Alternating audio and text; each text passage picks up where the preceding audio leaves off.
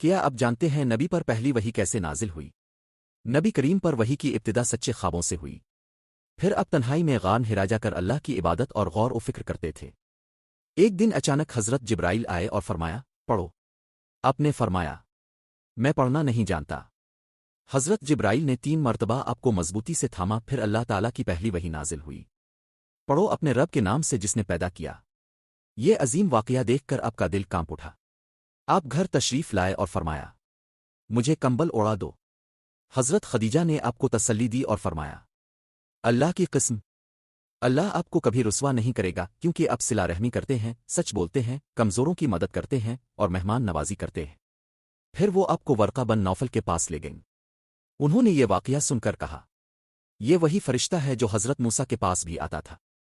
3 صحیح بخاری حدیث نمبر۔ اگر دل کو پسند آیا تو لائک، شیئر اور سبسکرائب ضرور کریں۔